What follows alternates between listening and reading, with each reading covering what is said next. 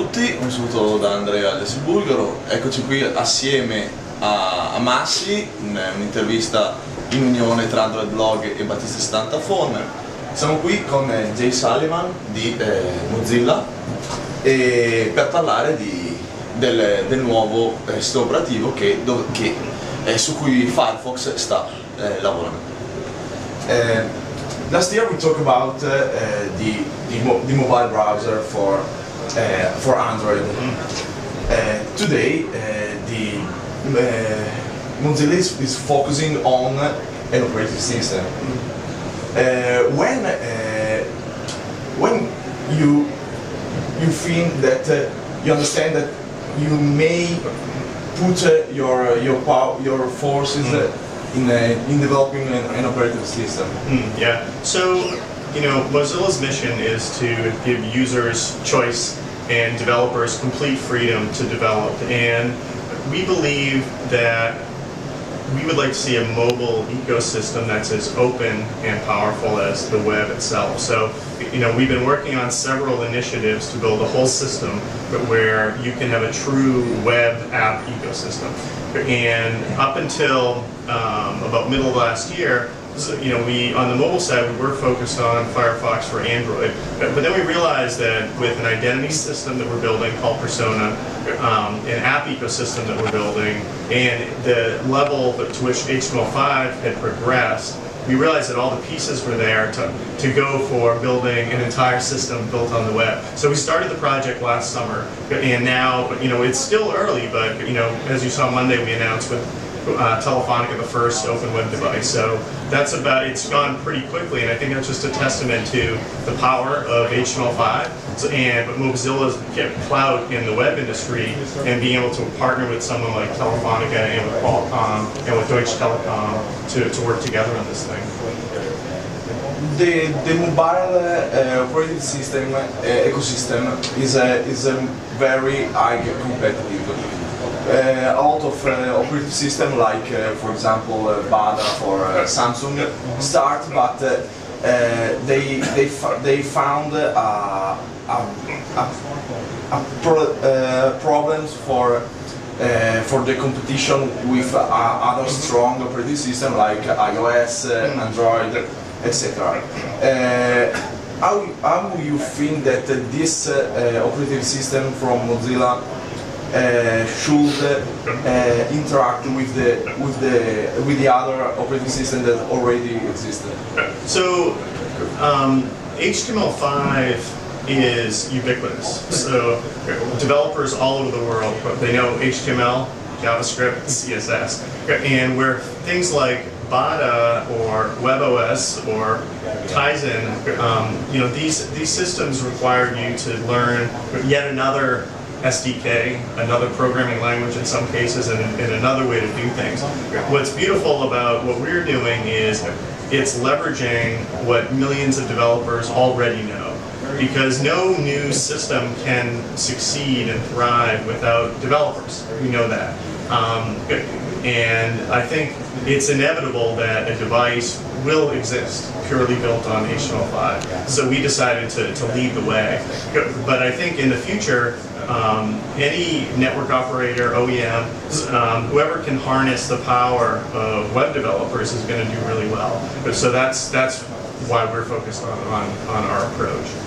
Maybe the big community that Firefox and Mozilla have already could be a help for launching this mobile system. Yeah, so we have 7 years of experience now since the first release of Firefox in evangelizing the use of HTML and web technology.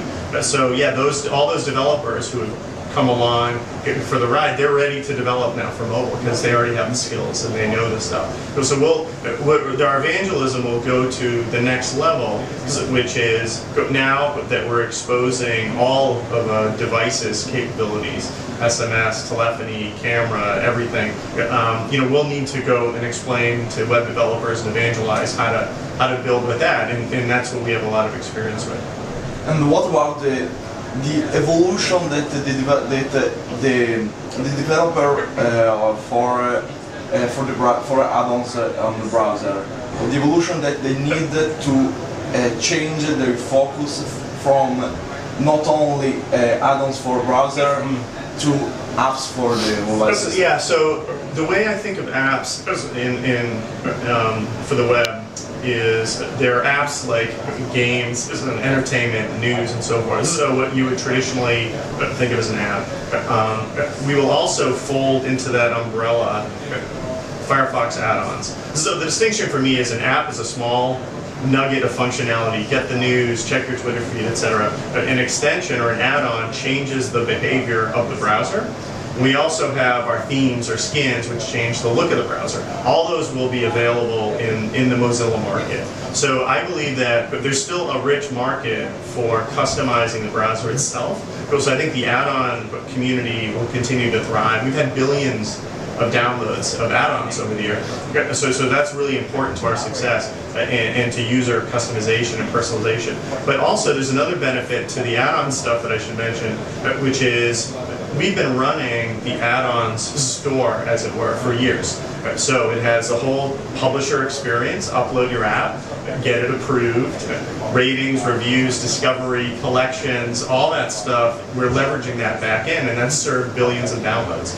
So the Mozilla market is using that back end and all the processes and expertise, everything from legal review to security review. We know how to do all that because of the add-on stuff, and then we're going to apply that to the apps market. And now with the new technology, CPUs every day more powerful, the mobile phones are becoming like a mobile playing station, and with high-end, more powerful and high-end games like console. What about this segmentation of the market of users that want to play with their mobile phone with your future operating system? Just make sure I understand the question, but I think that because our goal with respect to games, and this is something that Damon, our VP of Engineering, works a lot on, is making the platform really screaming fast, right? So the most important thing for games is 2D, 3D graphics, accelerometer, gyroscope support, all this stuff so that really is driving the move from personal gaming consoles to the phone. I mean, we've seen iOS has led on this, but we've seen a big transition from single-player consoles to mobile. HTML5 can do all those things, and I think what's important to point out is what we're doing with Boot2Gecko is we're directly attaching HTML5 to the hardware. So intermediate layers of software that lead to performance problems are gone. So so we'll be exposing. One example is if you see Boot2Gecko, if you look at something like WebGL, really fast, high frame rate, beautiful. So we expect to push all that technology into games. And as we've been talking to game developers, lots of interest. So, and it started low, and with casual games, like Zynga has been developing a lot, and now we're starting to see interest from the higher end games. And it's a little arcane, but we've been developing some technology to basically rewrite and recompile code into JavaScript to basically port existing games to HTML5. It's called mscripting. It's a Mozilla project, and we can give you more information about it. It's pretty technical, but we see a lot of no app ecosystem can succeed without amazing games, right? So that's been a big focus. And the side effect of games is it makes the web better, because those are the hardest examples, the hardest use cases. And if you can make games great, you can make other things great as well. Posso fare una domanda io un attimo? So, Andrea before told that in this moment is, of course, the battle between operating system is iOS and Android, maybe for a less quantity Windows Phone. Why do you think you can compete with these three competitors? And when you think how, the question is, what are your main point of strength? So I think that our goal is to provide an open alternative. And when we set out on the desktop to do something that people thought could not be done, IE had 97% market share, and we believed at the time that two things should happen. One is users should have an alternative, and at the time we provided privacy, security, things that weren't happening for users, pop-up blocking at the tabbed browsing, remember? So, we believe that users should have choice, and we believe the developer should have freedom. And, what we mean by that is when you build something on the web, you can build it, deploy it, get feedback, change it, move it around. You can do whatever you want without asking permission from anybody. So we believe that there needs to be an open alternative. And success for us is if we create an open alternative that becomes the next wave of operating systems, that will be cool. I think that I agree with you that iOS and Android, they're dominating the wave we're in now. But what's the next wave? The previous wave was what? Symbian, right? No one thought iOS and Android, they came out of nowhere with the next generation. And I believe that, and there will be HTML5 based devices, and who better to lead it than Mozilla, Telefonica, Qualcomm, etc. So we're starting a new thing. So we'll measure success as we go. Yeah, this is another question, is technical. Thinking of Android that need a lot of hardware resources, or Microsoft that say to the brand you have to do this, this, and this. And in thinking about resources, how in which position is your mobile operating system? Yeah, in terms of hardware consumption, one of the benefits, and it's actually exceeded my expectations actually, of directly sitting HTML5 on top of a small Linux kernel on hardware has been a lot of resource saving. So the Telefonica open web device you saw on Monday was a 600 megahertz device, but not a ton of memory, so lower end device. Certainly it runs amazingly on a dual core, 1 gigahertz. Quad core. Yeah, quad core now. But what we're finding is the resource savings of removing those intermediate layers of software is significant. So I think that's going to enable a much lower bill of materials, which means giving someone who might today buy a feature phone can buy a smartphone. So that's powerful. And what was the other part of the question? In terms of resources and hardware, what do you think is the minimum for working, for the operating system working well? Oh, it's probably about what I said, 600 megahertz, I don't know, maybe 256 mega memory, so it's not the fanciest hardware, so I think that's, at least from Telefonica's point of view, one of the big benefits of this.